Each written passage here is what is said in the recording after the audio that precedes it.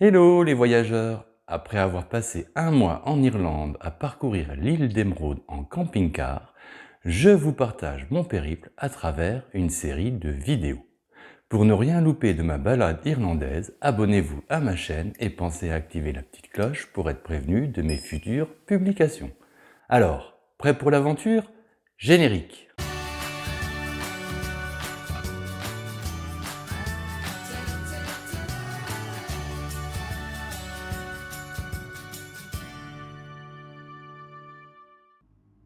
Aujourd'hui, je vous propose une vidéo un peu particulière puisque je vous emmène découvrir 3 sites irlandais réputés hantés.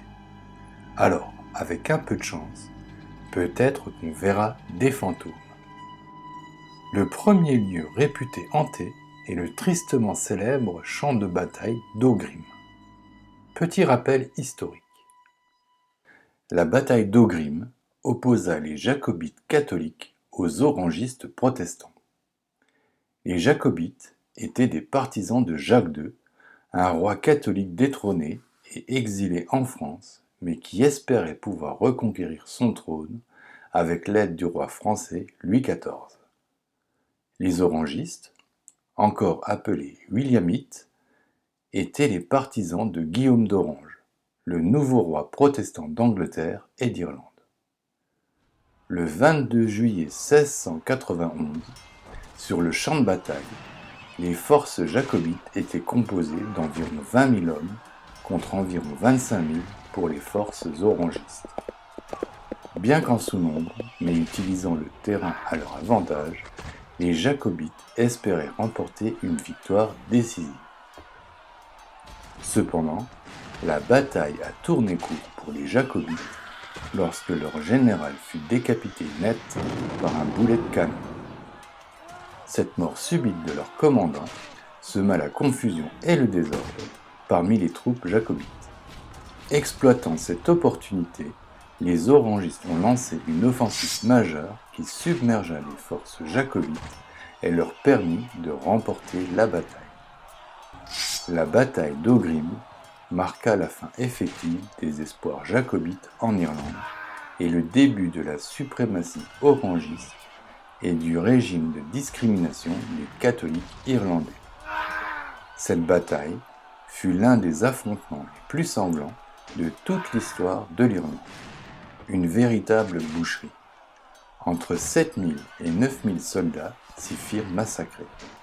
Leur sang coulait tel une rivière vers le bas de la colline pour s'accumuler dans une mare qui fut appelée The Bloody Hollow, le creux sanglant en français.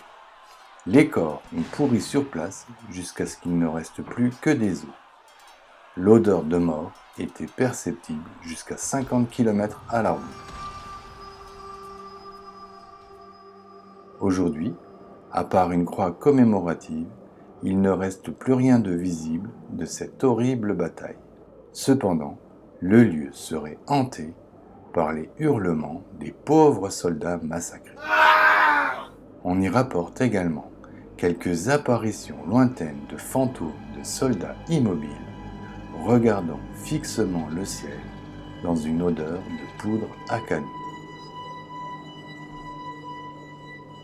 Bon, j'ai rien vu, rien entendu, ni rien senti.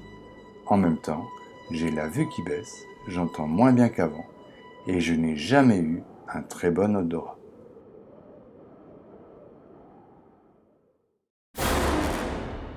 Le deuxième endroit que je vous emmène visiter est le château de Charleville, l'un des lieux les plus hantés d'Europe, soi-disant. Le château est actuellement loué par un couple qui vit sur place et qui soutient une association de bénévoles, fans d'histoire et d'activités paranormales qui se charge de faire visiter les pièces les plus hantées. Le château aurait été construit sur un lieu druidique. C'est ce qui expliquerait les phénomènes paranormaux.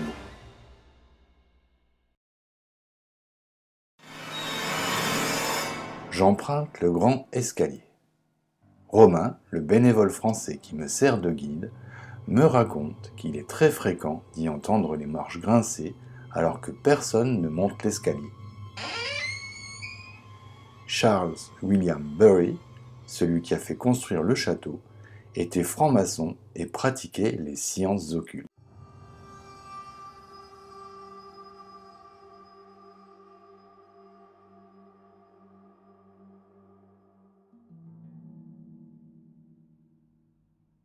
Le fantôme d'un moine traverserait régulièrement la salle de bal.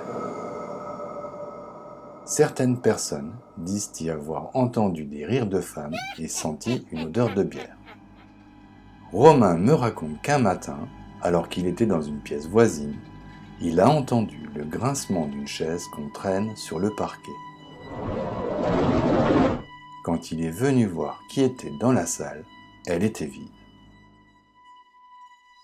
Dans la salle de musique, le piano d'époque, aujourd'hui inutilisable et complètement désaccordé, émet quelquefois des sons mélodiques.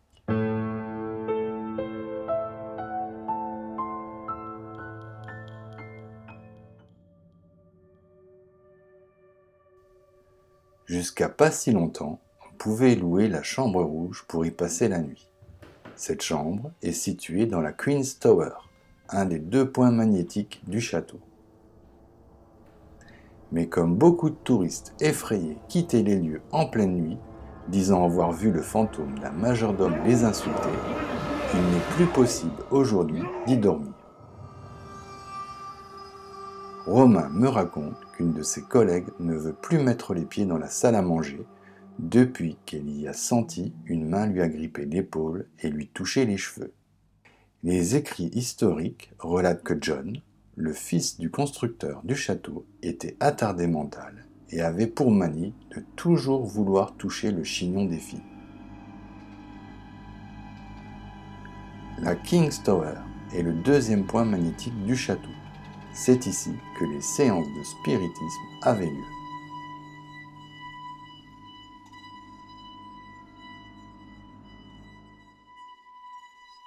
L'escalier où il est très fréquent de rencontrer Lady Harriet,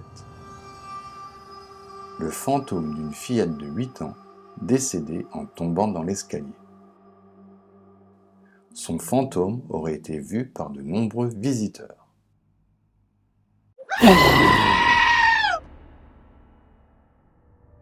Malheureusement, je n'ai ni vu ni entendu de fantôme lors de ma visite du château de Charleville.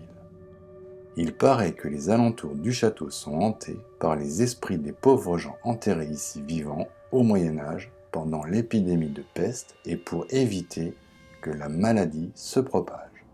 Je décide de bivouaquer ce soir aux abords du château. Qui sait, peut-être que j'aurai de la visite cette nuit.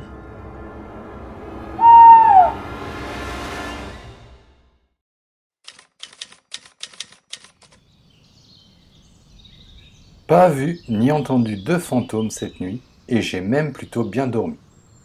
Aujourd'hui, je vais aller découvrir un dernier site réputé hanté, et qui sait, peut-être qu'avec un peu de chance, j'y verrai finalement un fantôme. J'arrive à Leap Castle. Ce château du XVIe siècle a été construit sur un ancien lieu druidique où la frontière entre notre monde et celui des morts est plus fine que la normale. Le château est réputé peuplé de plusieurs esprits de différentes époques et plus ou moins sympathiques.